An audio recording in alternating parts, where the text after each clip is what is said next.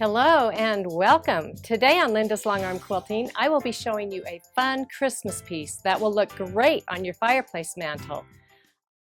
This quilted mantle piece is an unusual piece because it already has been faced with cute Christmas fabric on the back, but that means there won't be any binding here, and the edges are log cabins.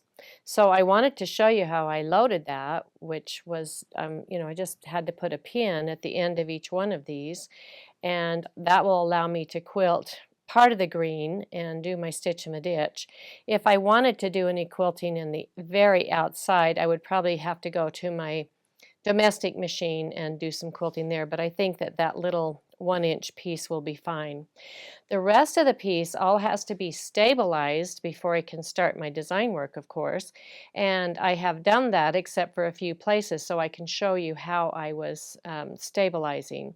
But basically, wherever there is a seam, I will need to stabilize that and then put my design work in. And I have white thread on, so we're going to start with that white thread and stitch in the ditch this log cabin. So let me show you how to do that. I will start down about 1/4 of an inch. I don't want to start in a corner. And then I will do one little stitch at a time to that corner, and with my extended base on my machine, and you can see that so easily here. I'll just place my ruler here and just go along the seam. I have the white thread on, so I really want to stay, if I err at all, I want to make sure that I err to the white side where the thread will not show. Just come up to that corner and then back down the other side. Just really important to take your time on stitch in the ditch, because you really can't hurry it along. It's just a process that takes a little bit more time. And then each of these, in between the lights and the darks on the log cabin, need to be somehow divided and stabilized here. Unless you were going to put a design over the entire log cabin, then you definitely want to separate these. You can see how easy it is moving my ruler just back and forth like this.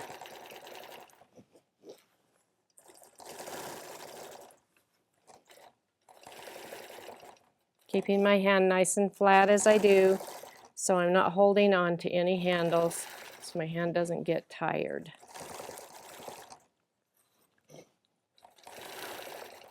So I would do all of that with that white thread.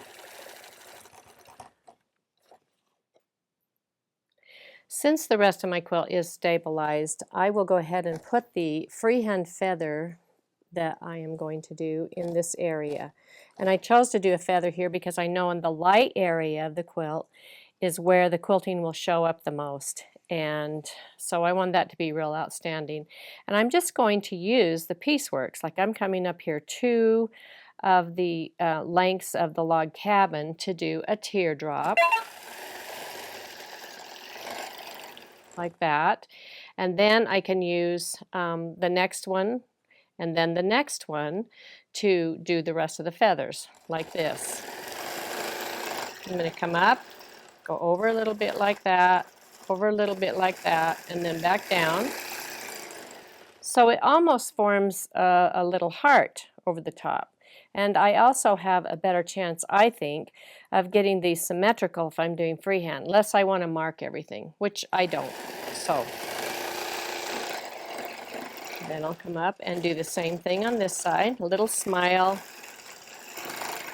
and then back. And then I can come up into each of these areas. I will come up, follow that back down, and come back over here, and then finally a feather in here, like that.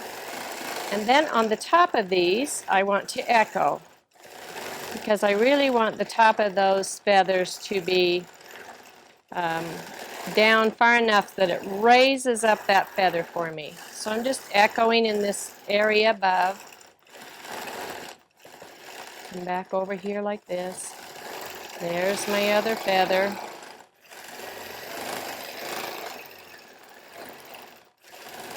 Follow that back, and the last feather there, and then the echo at the top, right into that darker area. And I just bounce back. When I hit the side, I just bounce back. There we go.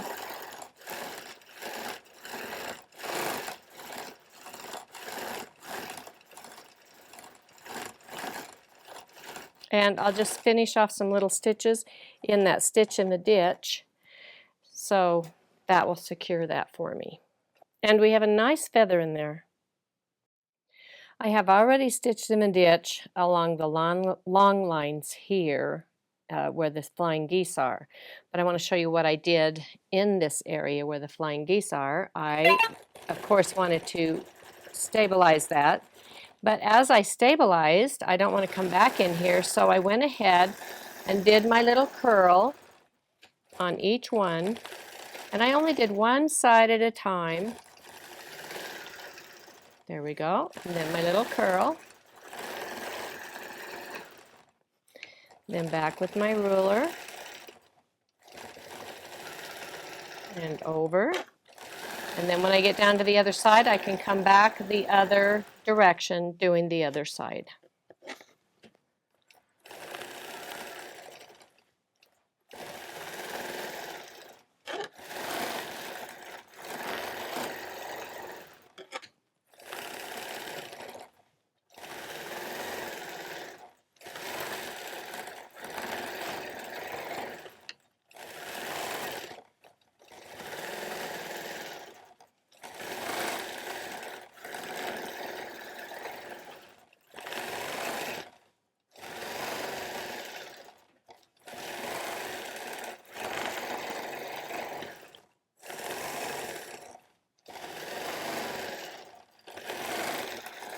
When I get to the top of the flying geese, I can just do the little curl and then start back down the other direction.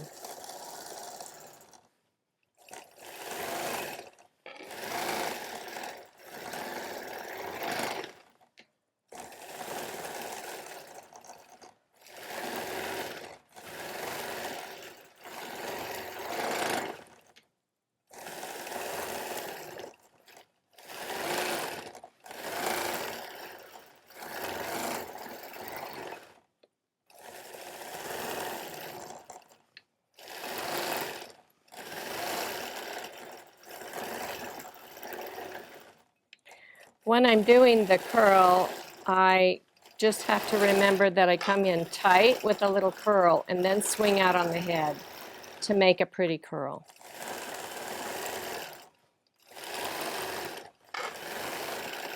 Tight and swing out.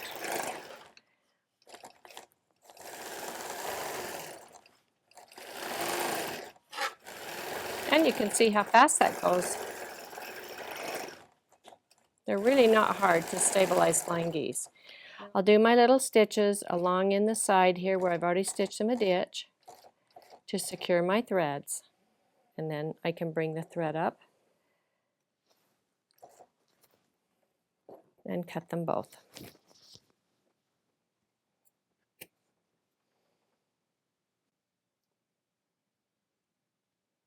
The last part I have to do with this color of thread is to outline this printed motif, and then I'll show you what I did around the outside of it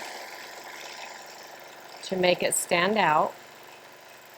So I'm just outlining it. I'm sewing in constant now, just because I love to sew in constant.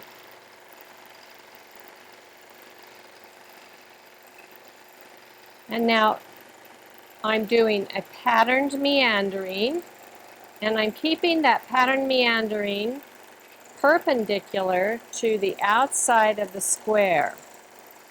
So as I come around this corner, I will need to fan that out. So it will get bigger and then smaller on the inside, bigger and smaller, closer together, big and then come in a little closer. And you can see I'm turning it now, and I will be doing vertical because again, I'm still perpendicular to this outside seam. Trying to keep them all evenly spaced. I'd say they're about 3/8 of an inch, not quite a half, because this is a bigger motif. And again, I'm fanning this out. Here we go. And then coming back in to meet up with where I started. In this green area, I know that whatever I do in there is probably not going to show up, and this part's going to be up on top of the mantle. But I want to kind of echo what's there, the leaf effect. So I want to show you what I'm going to do. I have just marked with chalk on my piece, so I've divided it into fours. And I will just start like this, and I'm doing sort of these C's like this, and as I get in the middle, I will just go over into the next area. And you can see how I go into past that line so that I interlock those a little bit.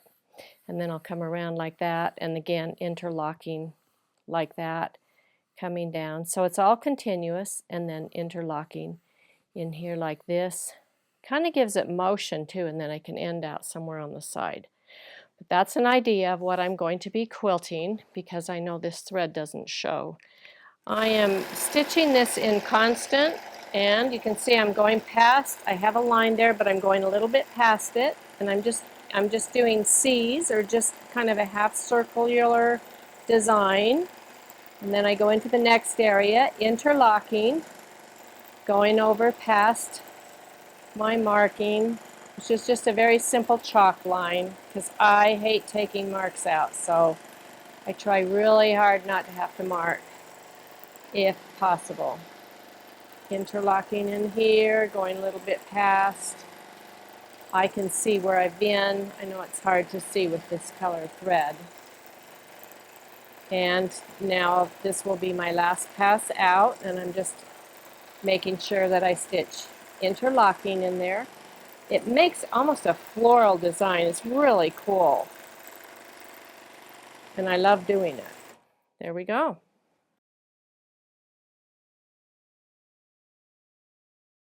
I wanted to quilt inside the flying geese, and of course I don't want to do each one individually, so I want to continue from one to the next. And in keeping with the same design that I just did in the holly, I just came over like this, and over to this corner here, and then right into the next one, like that, right into the next one. So you really can't even see those stitches, even though they're with a different color. Because the piecing is done very well, and these are right close together. And it goes so quickly, and you have a nice design inside. You could also do curls or even little circles.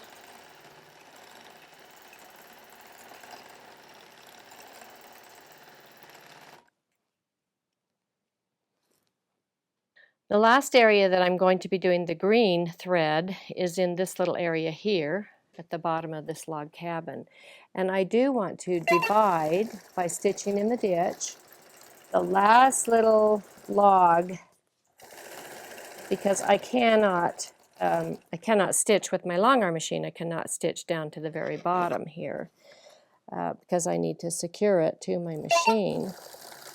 So I'm simply stitching there, and I'll leave that. Like I said, it's just not that big of an area. And in the rest of this, I wanted a real contrast to the feather and some of the other things I've been doing. So I am going to do the angular or geometric meandering, which is just point, point, point, point. I like to pause in that corner when I do this, because if I don't, I find that I round it off, and it just doesn't look as good when it's rounded off. You need nice, sharp, straight lines and points. Now when I get over here to the red, I'm going to do a little pinwheel in there, but not with the green thread. So I'm just going to kind of outline that. I didn't do a very good job there. Let me put my ruler back on and do a really good job. And so we will finish this area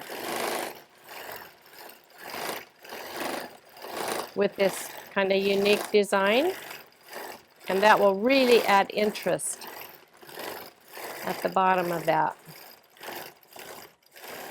And I'll finish right there inside on it where I have already stitched in the ditch. Do some little stitches right along there, and that will end it. To top off, I want to use metallic thread, and I'm using it in the top and in the bottom. And I'm going to do a pinwheel in this area. So I'll go all the way in, and then I left myself room to get out. And just go over to a seam and stop, and do a few little stitches in that seam. In this triangle, I am going to start up about 1/3 of the way, and then I'm going to come around and do a heart, which fits perfectly into that area, like that. And then a little teardrop down here with a little curl inside on this side and a little curl on this side. And then in the middle, I'm doing another teardrop and just echoing it a couple of times, like that. Come out with my thread, making a feather in the corner, like that, right to the point, and then come back. I go a little slower usually when I use the metallic thread. Really depends on what day it is. And also I loosen the top tension, make sure that the bottom tension is not tight as well, so that everything is nice and loose with the metallic thread. And I find using the metallic in the bobbin makes it much easier and prettier on the back. Now as I'm coming around, I want to make sure that I remember that there is a line here. You could certainly do a chalk line right there, but I'm going to bring my feathers over to that line, and I'm just imagining that line in the center. Bring it over there like that, and then I'll come out on this side and I'll do the very same feather. Wouldn't matter if you finish the bottom first or the top. And you could do any kind of feather you wanted to here. I'm just doing the regular long arm feather.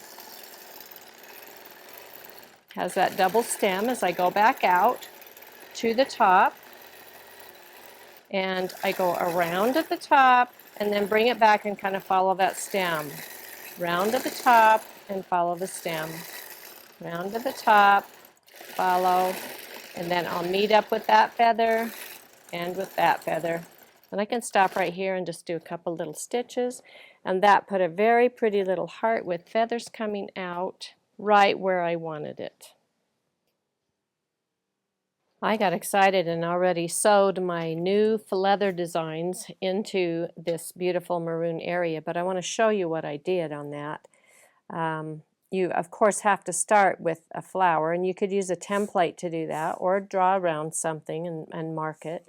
Then decide how many petals you want in your flower. And I think if you just kind of mark it like that, mark your circle, and then mark another circle out here, so you know how far to bring them out like that. They can be done freehand very, very easily. So those would all be even. Now, the trick is, what do we do inside of these petals to make it really beautiful? So I'm just going to draw one petal here. This would be down on your circle, okay?